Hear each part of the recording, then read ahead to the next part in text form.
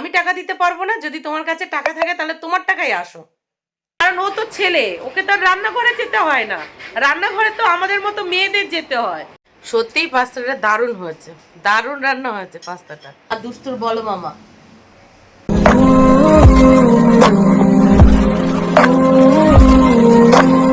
Hello friends, good morning. আইটা fresh নি ব্লগে আপনাদের সবাইকে অনেক অনেক স্বাগত। কেমন আছেন আপনারা সবাই? আশা করি আপনারা সবাই অনেক ভালো আছেন। আমরাও আপাতত ভালো আছি আপনাদের আশীর্বাদে আর আমার গোপালের আশীর্বাদে। আজ বৃহস্পতিবার আর এখন বাজে সকাল 9:20। তো চলুন আজকে ব্লগটি এখান থেকেই শুরু করি। তো প্লিজ পুরো ভিডিওটি না কেটে দেখতে থাকবেন আর আমার সঙ্গে থাকবেন। কালকে আমার মামাতো ভাইয়ের জন্মদিন উপলক্ষে এসেছি আমি আমার মামির বাড়িতে, কসবায়। এখন কসবায় আছি মামির বাড়িতে। তো আজকে সারাদিন মামির বাড়িই আছি। তো সারাদিন যা যা করবো টুকিটাকি এখানেই শেয়ার করব, আপনারা দেখতেই পাবেন। তো সারাদিন দেখতে থাকুন আর আমার সঙ্গে থাকুন। উঠেছি ঘুম থেকে ওই সকাল 8টা নাগাদ। ঘুম থেকে উঠেই বসে আছি। সবার প্রথমে চা বিস্কিট খেয়েছি। এখন হচ্ছে স্পেশাল ব্রেকফাস্ট। গুড মর্নিং মাম্মাম। Good morning. গুড মর্নিং ভাই। Good morning. কেমন লাগছে বল? আজকে সকালটা তুই তো দিদির সাথে করছিস, মানে শুরুটা করছিস, দিনের শুরু। ভালো, খারাপ লাগবে না, অবশ্যই ভালো লাগবে। আচ্ছা তুই আমার ভিডিও দেখিস? বল তো আমি কিভাবে ইন্ট্রো দিই। এটা যে তুই নরমালি দিস, তুই কি বল? বেশিরভাগ সময় তো দেখি দুষ্টু কে যাবে না মানে ইন্ট্রোটা কিভাবে দিই? হ্যালো ফ্রেন্ডস ওইটা বলতো। হ্যালো ফ্রেন্ডস, তারপরে সবাই কেমন আছো? তারপরে আচ্ছা, তার মানে তুই আমার ভিডিওটা দেখিস, একটু হলেও বোঝা যাচ্ছে। যদি ইন্ট্রোটা ঠিকঠাক না দিতে পারতিস তাহলে বুঝতাম তুই। তো এই যে আমাদের স্পেশাল ব্রেকফাস্ট মামির বাড়ি, আমার মামির বাড়ি আর তোর আমার কাকুর বাড়ি, কাকিমার বাড়ি। কাকিমার বাড়ি। আমার মামির বাড়ি, তোর কাকিমার বাড়ি। তো এই যে আমাদের তিনজনের স্পেশাল ব্রেকফাস্ট, আমার, মামামের আর ভাইয়ের। এটা হলো আমার মামাতো ভাই। নাও ব্রেকফাস্ট করো। এই যে মামির বাড়ি একদম সকাল সকাল স্পেশাল ব্রেকফাস্ট, চিজ পাস্তা। আপনাদের কার কার প্রিয় চলে আসুন, যারা কসবার কাছাকাছি আছেন সবাই মিলে জমিয়ে একসাথে ব্রেকফাস্ট করা যাবে। আর ওই যে আমাদের বার্থডে বয় ঘুম থেকে জাস্ট উঠেছে, উঠে শুধু দুধ হরলিক্স খেয়েছে। ও এখন পাস্তা খাবে না, দুধ হরলিক্স খেয়েছে যেহেতু এখন। আর দুষ্টু এখনো ঘুমাচ্ছে, ঘুম থেকে ওঠেনি। কালকে আমরা ঘুমাতে গেছি কটার সময় জানেন? গল্প করতে করতে ঘুমাতে গেছি, তখন রাত্রি প্রায় 2টোর কাছাকাছি বাজে। আজকে আবার আমি সবার আগে উঠেছি, উঠে একটু ভিডিও এডিটিং বাকি ছিল সেটা করেছি। আর আমার কুম্ভকর্ণ ভাই একটু আগে উঠেছে। কুম্ভকর্ণ বুঝেছেন তো? ওকে যদি 6 মাস ঘুমাতে দেওয়া হয় 6 মাস ঘুমিয়ে যাবে। তো আমি এখন আছি কসবাতে। তো কসবার কাছাকাছি যারা আছেন চলে আসুন আমার মামির বাড়িতে আমার সাথে দেখা করতে। আর আমিও আপনাদের সাথে একটু দেখা করে নেব। কেউ কি আছেন কসবার কাছাকাছি? থাকলে অবশ্যই কমেন্ট বক্সে জানাবেন। আমি অবশ্য আপনারা যখন এই ভিডিওটা দেখবেন তখন আমি অলরেডি চলে যাবো এখান থেকে। সেটাই হলো কথা। লাগছে পাস্তা? তুই কি আদৌ পাস্তা খাচ্ছিস না মোবাইল খাচ্ছিস? দুটোই খাচ্ছে। দুটোই খাচ্ছিস? ওই যে একজন ওই যে নিচে আর একজন হাতে। কোনটা টেস্টি লাগছে বেশি, পাস্তা না ফোন? পাস্তা। পাস্তা। মাম্মাম কেমন লাগছে? কেমন লাগছে? ও এখন পাস্তা খাওয়াই ব্যস্ত। সত্যিই পাস্তাটা দারুণ হয়েছে, দারুণ রান্না হয়েছে পাস্তাটা, একদম অসম। অনেকদিন পরে এরকম টেস্টি টেস্টি পাস্তা খাচ্ছি। আমি যখন পাস্তা বানাই অর্ধেক জিনিস তো দিই না, ওই যেমন তেমন করে বানিয়ে দিই। আজকে এত সুন্দর করে পাস্তা ও। আর আমার ভাই দেখুন অর্ধেক এখানে তুলে দিয়েছে। ও জিম করে তো সেই জন্য অতটা খাবে না, আমাকে তুলে দিচ্ছে দেখুন। গুড মর্নিং দুষ্টু। মর্নিং। ঘুম হয়েছে? তুমি কালকে কার কাছে ঘুমিয়েছিলে? আমার কাছে। মামার কাছে? এখন ঘুম থেকে উঠলে তো? ভাই এখন বল কটা বাজে? 11:45, প্রায় 12টা বাজে। বুঝতে পারছেন? 11:45-এ ঘুম থেকে উঠেছে। আর 15 মিনিট পর ঘুম থেকে উঠলে আর মর্নিং থাকতো না, আর মর্নিং থাকতো না। কালকে ঘুমিয়েছে মামার কাছে আর আজকে উঠেছে ঘুম থেকে 11:45-এ। বাপরে, আজকে আর ওকে ডাকছিলাম না। আমি ঘুম থেকে উঠলেই তো দুষ্টুমি শুরু করে দেবে, ঘুমাক। তাহলে বুঝুন সকাল 11:45-এ ঘুম থেকে উঠেছে। আর 15 মিনিট পরে উঠতে পারতে। কালকে কার কাছে ঘুমিয়েছিলে তুমি? আমার কাছে। কোন মামা? এই মামা। মামার নাম কি? লুটলো। কি? লুটলো। আর তুমি কি মামা বলে ডাকছো? বলো মামা। হ্যাঁ বলো মামা। দেখুন আমার বলো মামা, আমার দুষ্টুর বলো মামা। পচা মামা। কুম্ভকর্ণ, 2 কুম্ভকর্ণ। ও কুম্ভকর্ণ ঘুম থেকে উঠেছে 9টার সময়, 9টা না? আর এই কুম্ভকর্ণ উঠেছে 11:45-এ। মানে মামা ভাগ্নি একদম নাক ডেকে ঘুমিয়েছে। আর মামামাও কিন্তু কালকে ঘুমাতে গেছে ওই 2টোর কাছাকাছি। ঘুম থেকে উঠে গেছে সে জমিদার 7টার আগে, উঠে আমাকে ডাকছে, ওঠো ওঠো বৃষ্টি পড়ছে ওঠো। আর বাপরে কালকে থেকে কি বৃষ্টি শুরু হয়েছে, বৃষ্টি থামার নাম করছে না। কি খিদে পেয়েছে? কি খাবে? কি খাবে বলো মামাকে, বলো কি খাবে? কিন্টার জয়। কিন্ডার জয় গায়ে, বুঝতে পারছেন, কিন্ডার জয়। কি দুষ্টু, ব্রেকফাস্ট করতে হবে? হ্যাঁ। এখন তো 12টা বেজে গেছে, ব্রেকফাস্ট আর হবে না। ও, এখন হবে কি, দুপুরের কি হবে, দুপুর ফাস্ট। এ নাও। কি? এই যে দুষ্টুর ব্রেকফাস্ট, দুপুর 12টা 20-তে দুষ্টু করছে ব্রেকফাস্ট, স্পেশাল পাস্তা। নাও, এরকম পাস্তা বানায়, আমি বাড়ি তোমাদের এরকম টেস্টি টেস্টি বানিয়ে দিই না, আমি মশলা টশলা না দিয়েই তোমাদের বানিয়ে দিই। বলো কোনটা ভালো লাগে, আমি যেটা বানিয়ে দিই সেটা না এটা? এইটা, এটা তো ভালো লাগবেই, এটা টেস্টি করে বানিয়ে দিয়েছে, চিজ দিয়েছে, হাত দেয় না, চামচ দিয়ে তোলো। কেমন হয়েছে? দারুণ।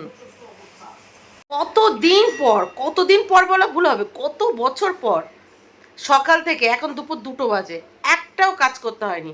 সকাল থেকে শুধু খেয়েই যাচ্ছি আর খেয়েই যাচ্ছি।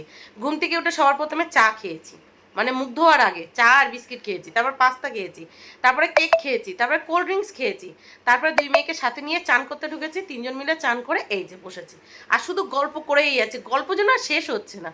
কত রাজ্যের গল্প, কোথার গল্প কোথায় চলে আসছে এরকম আর কি। তো যাই হোক, 2 মেয়েকে চান করে নিজেও এখন চান করে নিয়েছি। এখন মামি ভাইকে খাইয়ে নিচ্ছে, ভাইয়ের খাওয়া হলে তারপর সবাই মিলে আমরা খেতে বসবো, মানে ছোট ভাইকে। আর বড় ভাই এখন চান করতে গেছে, ও চান করে আসুক, তারপর জমিয়ে খাওয়া দাওয়া হবে। আজকে আমি আবার বিকালে চলে যাব, বিকালে বাড়ি ফিরবো। তো ভাই বলছে থাক, কালকে যেহেতু দুষ্টু ড্রয়িং পরীক্ষা আছে সেই জন্য আর থাকবো না, না হলে থাকতাম। আজকে ভেবেছিলাম রবিবার পর্যন্ত থেকে যাব, যেহেতু দুষ্টু ড্রয়িং পরীক্ষা আছে বাড়ি তো যেতেই হবে। কেমন নিজেকে জমিদার মনে হচ্ছে, বিশ্বাস করুন, নিজেকে কেমন জমিদার মনে হচ্ছে, আর মন থেকে কেমন যেন একটা শান্তি লাগছে। একটা দিনের জন্য হলেও সমস্ত কাজ থেকে ছুটি পেয়েছি, সমস্ত কাজ থেকে, মানে কিচ্ছু করতে হচ্ছে না, একটা কুটোটা নাড়তে হচ্ছে না, তাহলে নিজেকে জমিদার ফিল হবে না? আর সকালে বাপরে বাড়িতে থাকলে কাজের ঠেলায় সকালে যে একটু জল খাবো সেটুকুরও সময় জোটে না, আর এখানে পুরো জমিদার। তো এবার ভাবছি যখন খুব হাঁপিয়ে উঠবো এই মামির বাড়ি চলে আসবো। আর কেন মামার বাড়ি বলছি না মামির বাড়ি বলছি, আপনারা তো জানেন এই 8-9 মাস হলো আমার মামা মারা গেছে। তো মামার ফ্ল্যাটে মামি এখন থাকে না, মামির বাপের বাড়িতে থাকে। মামার ফ্ল্যাটে মামি থাকতে খুব কষ্ট লাগে, যার সাথে থাকতো সেই সুখের মানুষটাই নেই, সেই জন্য মামির খুব কষ্ট হয় ওখানে থাকতে, সেই জন্য মামি নিজের বাড়িতে থাকে। তো আমরা মামির নিজের বাড়িতে এসেছি, মামি, দাদু আর ভাই 3জন থাকে এই বাড়িটায়, মানে এটা দাদুর বাড়ি আর কি এক কথায় বলতে গেলে। কালকে থেকে মানে এসেছি পর থেকে মামি কি যত্ন করছে, মানে জমিদার ফিল হচ্ছে আর কি। ও দুষ্টু বুড়ি, স্নান হয়ে গেছে? হ্যাঁ, তুমি কার প্যান্ট পরেছো? মামার প্যান্ট পরেছো? কেন? তোমার প্যান্ট আনতে মা তাড়াহুড়োর মধ্যে ভুলে গেছে। তো যাই হোক, শোনো, সকালে ব্রেকফাস্টে কি খেয়েছো? পাস্তা। মানে সকালে ব্রেকফাস্ট তুমি দুপুর 12টার সময় খেয়েছো, তাই তো? তারপরে কি খেয়েছিলে পাস্তার পরে? হ্যাঁ, ওই ঘরে মামা ফ্রিজ থেকে কি বার করে দিল? কেমন খেয়েছো? ভালো খেয়েছো। এখন কি খাবে? এখন ভাত খাবে। দুষ্টু বুড়ি পুরো লক্ষ্মী মেয়ে হয়ে গেছে, আর মামাম তো আরো লক্ষ্মী মেয়ে হয়ে গেছে, তাই না? তুমি তো লক্ষ্মী মেয়ে, দিদিও লক্ষ্মী মেয়ে। মামা, তো এই যে ফাইনালি সবাই মিলে একসাথে খেতে বসে পড়েছি। আর হ্যাঁ, এই রান্নাবান্নাগুলো কিন্তু মামি করেনি, করেছে মামির হেল্পিং হ্যান্ড। মামির একজন হেল্পিং হ্যান্ড আছে যে সকাল থেকে রাত অবধি মামির সমস্ত কাজবাজ সেই করে দেয়, মামির কিচ্ছু করতে হয় না।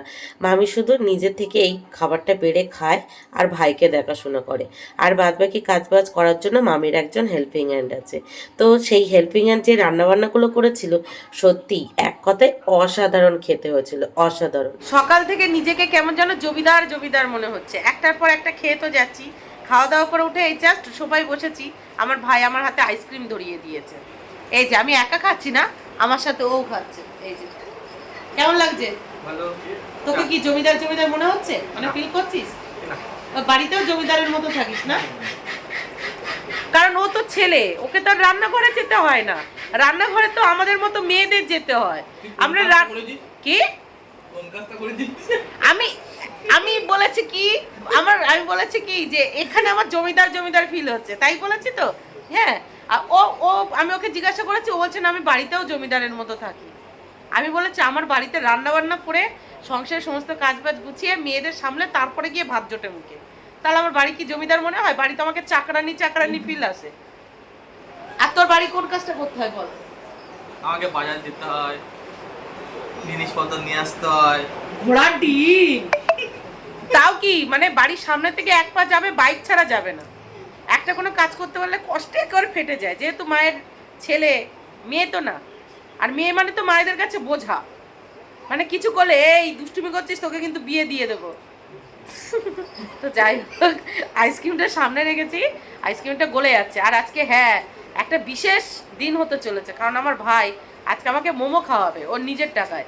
ও কিন্তু কোনো কাজ করে না, ও সেকেন্ড ইয়ারে পড়ে, ওর টাকায় আমাকে মোমো খাওয়াবে। ও টাকা কোথায় পাবে ওটা ওর চয়েস, মানে ওর টেনশন, আমার না। আমি বলেছি তোর সেভিংসের টাকা দিয়ে আজকে তুই আমাকে মোমো খাওয়াবি, ও আমাকে আজকে মোমো খাওয়াবে। দেখি কোথায় পায় ও আর পয়সা। কি রে, খাওয়াবি তো? খাওয়াবো, কেন খাওয়াবো? ওর পার্স খুলে দেখি, ওর পার্সের ভিতরে কত আছে, 550 টাকা আছে। আমি বলছি আমি যত মোমো খাবো ও আমাকে তত খাওয়াবে। আমি যদি 550 টাকায় মোমো হবে না তো, তখন বলছে অনলাইন আছে তো। তাহলে বুঝুন ভাই আমার বলো হয়ে গেছে, বলো। দেখুন কি অবস্থা, এখন বিকাল 5টার কাছাকাছি বাজে, দুই মেয়েকে সাথে নিয়ে বাড়ি ফিরবো, এই বৃষ্টির জন্য বার হতে পারছে না। আর এই বৃষ্টি দেখে রেডিও হতে পারছে না। কি অবস্থা দেখুন, কালকে এসেছি সেই থেকে যে বৃষ্টি শুরু হয়েছে, মানে কালকে যখন বার হয়েছে তখন থেকে বৃষ্টি শুরু হয়েছে, আর আজকে এখনো হয়ে যাচ্ছে। একটু তো বিরাম দেবে, না হলে বার হবো কি করে। আফটারনুন, ঘুম হয়েছে তোর? বাবা যা লম্বা ঘুম দিয়েছিস, ঘুম নাক ডাকছে কি, নাক ডাকছে। আমি ভাবলাম কি এ হাতি সিংহ কোথা থেকে আসলো, আমি তো এই বাড়িতেই ছিল না, সেই জন্য তার নাম রাখতে হবে না। গামলাটা একটু বসিয়ে দেবেন তো, নীল গামলাটা, নীলেটা ওটা কোথায় রেখেছো? এই তো ঘরের সামনে। ওখানেই রাখা আছে। ওটা একটু বসিয়ে দেবেন তো। চ আমাকে ছেড়ে আসবি ভাই, তো 4 চাকাটা বার করে আমাকে ছেড়ে দিয়ে আয়। গরিব মানুষ, কি মানুষ, এদিকে তাকিয়ে বল, গরিব মানুষ। কে গরিব মানুষ? দাঁড়া দাঁড়া দাঁড়া। তুই আম্বানির থেকে যদি কেউ বড়লোক থাকে তুই হলি সেটা, বুঝলি? যে আমি অন্ধকারে রেডি হয়ে গেছি, কারণ 5:30 বেজে গেছে। সেই 3:30 থেকে কারেন্ট চলে গেছে। ভাবছিলাম কারেন্ট আসুক তারপর রেডি হবো, তারপরে বার হবো। আর যে পরিমাণের বৃষ্টি শুরু হয়েছে মনে হচ্ছে না আজকে আর থামবে। তো এই মিষ্টির মধ্যেই বেরিয়ে যেতে হবে, যেহেতু কালকে দুষ্টুর পরীক্ষা আছে, মানে ড্রয়িং পরীক্ষা আছে। পরীক্ষা তো সে ড্রয়িং হোক আর যাই হোক না কেন, বাড়ি তো যেতেই হবে। কিন্তু বৃষ্টি তো থামার নামই করছে না। তো আর তার উপরে মামির ঘরে কারেন্ট নেই, মামির ঘরে না পুরো এই এরিয়াটাই কারেন্ট নেই, পাক্কা 2 ঘন্টা কারেন্ট নেই। আদৌ আসবে কি না আজকে তার ঠিক নেই। তো এই অন্ধকারের মধ্যেই হালকা করে আমি রেডি হয়ে গেছি, আর মামামকেও রেডি করে নেবো, দুষ্টুকেও রেডি করে নেবো। তারপরে এই বৃষ্টির মধ্যেই বেরিয়ে পড়বো। আবার দুষ্টু বায়না জুড়ে দিয়েছে, সে বাড়ি যাবে না, বড় মামার কাছে থাকবে। ও বাড়ি যাবে না, থাকবে। ও যদি পরীক্ষা না থাকতো কালকে, তাহলে আজকে আমিও বাড়ি যেতাম না। ড্রয়িং পরীক্ষা তো কি হচ্ছে, পরীক্ষা তো পরীক্ষাই, বাড়ি তো যেতেই হবে, পরীক্ষায় তো অ্যাটেন্ড করতেই হবে, তাই না? তো যাই হোক, যেমন তেমন করে রেডি হই, কি আর করা যাবে। রাস্তায় বার হলে এমনি থেকে বৃষ্টিতে ভিজে চুপচুপ হয়ে যাব। পুরো কি যে আছে ভোগান্তি, বাড়ি যেতে কি কতটা যে ভোগান্তি পোহাতে হবে একমাত্র আমি জানি আর আমার গোপাল জানে। এই যে মাম্মাম রেডি, যে গেঞ্জি আর প্যান্টটা পরেছিল ওটাই পরিয়ে নিয়েছি, আর যে ভালো জামা পরিয়ে নিয়েছে সেগুলো লং গাউন, সেগুলো আর বৃষ্টির মধ্যে পরালাম না। দেখি মাম্মাম এদিকে তাকাও, আর চুলটা বেঁধে নিয়েছি। আর পাশাপাশি এই যে দুষ্টু বুড়োও রেডি, ওকেও হট জামা প্যান্ট পরিয়ে নিয়েছি। আর যেটা এনেছিলাম গাউন, এই বৃষ্টির মধ্যে আর পরালাম না। আর বাইরের অবস্থা দেখুন, এখনো ঝমঝমিয়ে বৃষ্টি হচ্ছে। দেখুন অন্ধকারের ভিতরে কিভাবে রেডি হয়েছে। ও যেমন রেডি আছি ঠিক আছে, তো মামিকে বললাম একটু ক্যাব বুক করে দিতে। আমার মোবাইলে নেই, ওই অ্যাপ নেই। মামিকে বললাম, বললাম এই বৃষ্টির মধ্যে ভিজে ভিজে যাওয়ার দরকার নেই, ক্যাবেই যাবো। কবে যাবি আমাদের বাড়ি? এর বার্থডে সময়, ওর বার্থডে, সেই যবে বার্থডে হবে তবে। হ্যাঁ তার মধ্যে যাবো কোনে। Tata tata. কি বৃষ্টিতে অসুবিধা হচ্ছে? সাইডে ধরো। জীবনে যখন যখন খারাপ সময়ের মধ্য দিয়ে যায়, বিশেষ করে তখন তখন মাথায় আসে যে না, নিজে কিছু করতে হবে, সংসার আর দুই মেয়েকে সামলে কিছু টাকা অন্তত উপার্জন করতে হবে, যাতে কোনো অসুবিধায় পড়লে কারোর কাছে হাত না পাততে হয়, আর হাত পাতার সাথে সাথে কেউ না মুখ ফিরিয়ে নেয়। বিশ্বাস করুন, এই বৃষ্টির মধ্যে যখন দুই বাচ্চাকে নিয়ে রাস্তার মধ্যে ঘন্টাখানেক দাঁড়িয়েছিলাম, তখন এইসব কথাই মাথায় আসছিল, আর নিজেকে খুব অসহায় মনে হচ্ছিল কেন আমি কিছু উপার্জন করি না, কেন আমি অন্যের ভরসায় আমার জীবন যাপন করি। আমার মতো প্রচুর মেয়ে আছে এরকমই। ও দুষ্টু বুড়ি, বাড়ি চলে এসেছো? কোথায় গেছিলে তুমি? মামার বাড়ি। কার মামার বাড়ি? তোমার। আমার মামার বাড়ি গেছিলে? বাচ্চা কষ্ট হয়েছে? কতটা কষ্ট হয়েছে? কতটা কষ্ট হয়েছে? অনেকটা। অনেকটা কষ্ট হয়েছে। তুমি তো সিট পেয়েছিলে, আর মা? মা শুধু দাঁড়িয়েছিল। আমার কত কষ্ট হয়েছে দেখেছো, পা ফুলে গেছে। আর যাবে মামার বাড়ি? এবার কোন মামার বাড়ি যাবে? বাবার মামার বাড়ি। কার মামার বাড়ি যাবে? বাবার। বাবার মামার বাড়ি যাবে। আর এই মামার বাড়ি আর যাবে না? আর যাবো না। মামার বাড়িতে একটা ছোট দাদা, ও ছোট দাদাটা খুব দুষ্টু করেছে। আমি আর ওই মামার বাড়ি যাবো না। তুমি তো তার থেকে বেশি দুষ্টু করেছো। ঠিক আছে, তাহলে এরপরে যখন যাব আমি আর দিদি যাব, ঠিক আছে? ঠিক আছে তো? আচ্ছা। তো ফাইনালি বাড়ি চলে এসেছি। বাপরে কি যে কষ্ট হয়েছে আজকে, কোনো দিন ভুলবো না, কোনো দিনই ভুলবো না। বিকালে যখন বার হবো তখন মামিকে বললাম উবেরটা বুক করে দেখো তো কত টাকা পড়ে। তো মামি বুক করতে গেল, আমার ফোনে উবের অ্যাপ নেই, কারণ আমি চড়ি না, ফালতু থাকবে কি করতে। তো মামিকে বললাম, মামি দেখলো, প্রথমে দেখলো 350 টাকা। আমি বললাম চলো ঠিক আছে, 350 টাকা তাহলে যাবো।